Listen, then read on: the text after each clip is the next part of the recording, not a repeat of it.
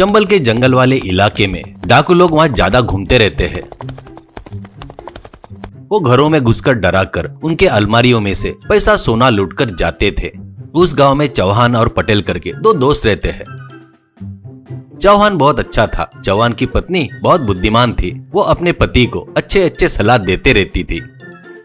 पटेल भी अच्छा था, पर उसकी पत्नी बहुत सर्किट झगड़ालू थी और पैसों की लालची भी थी। उसका मुंह लगना बोले तो पटेल डरता था। पटेल एक कपड़े की दुकान चलाता था। चौहान अपने घर के आगे ही चूल्हे पर मटन चावल बनाकर बेचता था, इसलिए गांव में उसको सब लोग चूल्हे वाला मटन चावल वाला करके बुलाते रहते थे।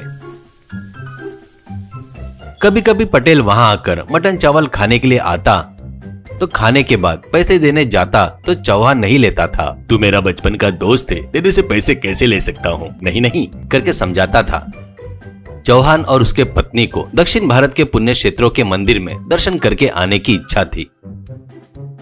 एक दिन पटेल चौहान के पास आकर मटन चावल खाते वक्त, चौहान दोस्त, मैं और मेरी पत्नी मिलकर दक्षिण भारत के मंदिरों में यात्रा पर जाने के सोच रहे हैं। ये तुझे पता है ना, घर में पैसा रखकर जाना बोले तो डाकुओं का डर है। घर में 5 लाख रुपए है, वो मैं आते तक अपने घर में रखेगा क्या, ऐसा कहता है। पटेल, मेरे पास तेरा धन रख सकता हूँ रे, पर वो डाकू मेरे घर में घुसे तो तब मेरे पैसों के साथ में तेरा पैसा भी जाएगा ना, इसलिए गाँव के बाहर के बड़ के पेड़ के नीचे पैसा गाड़ कर रखा। तू भी वैसा कर, वापिस आने के बाद ले सकता है। चौहान, अरे वाह, बढ़िया आइडिया है, पर दिन में वो काम किया तो कोई देख सकता है, इसलिए आधी रात को वो काम करूंगा। मुझे अंधेरे में अकेले जाना बोले तो डर लगता है। तू भी मेरे साथ में आएगा क्या, कहता है। पटेल ठीक है कहता है। ऐसे रात में चौहान पटेल को लेकर एक पेड़ के नीचे खोदकर वहां 5 लाख रुपए गाड़ देता है। अगले दिन सुबह ही चौहान अपने पत्नी के साथ यात्रा के लिए निकल जाता है। पटेल की पत्नी सुबह उठते ही, क्या रात में कहाँ जाकर आए तुम? कहाँ गए थे? ईमानदारी से बताओ, मेरे से कुछ छुपाए तो मेरे बारे में पता है ना? ऐसा कहती है। पटेल उससे डरकर जो हुआ सब बताता है। अरे वाह, कितना बढ़िया खबर सुनाए, तुरंत जाकर वो पैसे लेकर आओ, ऐसा कहती है। तो पटेल, अरे वो उसका पैसा है रे, वो अपन कैसे लेंगे, कल उसको पता चलेगा तो अच्छा नहीं होगा, ऐसा कहता है। पत्नी, क्या पता चलेगा? उसने जो किया उसका कोई साक्षी है क्या? तुमसे पूछे तो मुझे नहीं पता करके बोलो, करके धमकाती है। उसको क्या करना समझ में नहीं आने से पत्नी ने बताया वैसा ही जाकर खोदकर पैसा लाकर उसको देता है।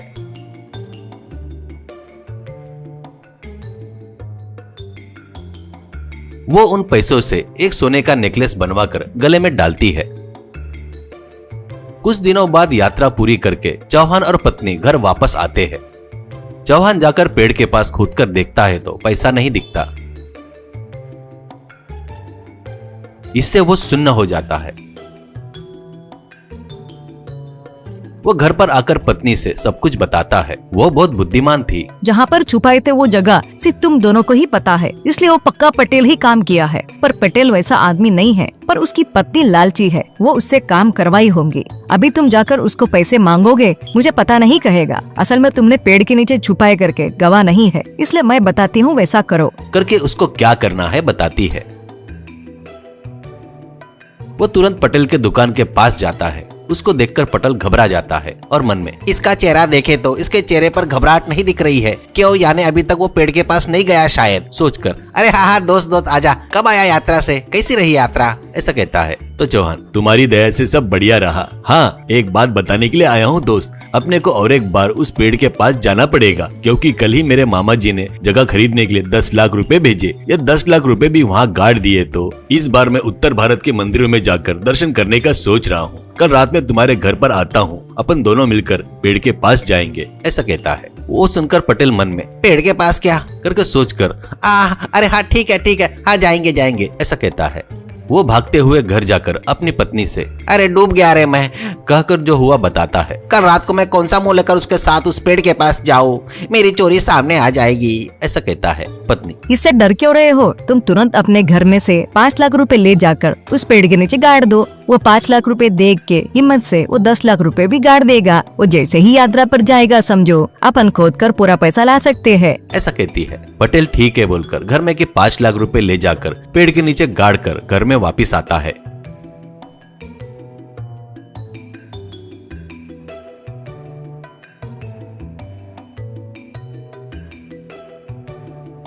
अगले दिन पटेल चौहान के लिए दिन भर राह देखता है, पर वो नहीं आता। आधी रात हो जाती है। अब पटेल से रहना नहीं हुआ। वो जाकर चौहान के घर का दरवाजा ठोकता है। अच्छे गहरी नींद में सोया हुआ चौहान आंखें मसलते हुए दरवाजा खोलकर, क्या दोस्त आधी रात को आया, जमाई लेते हुए कहता है।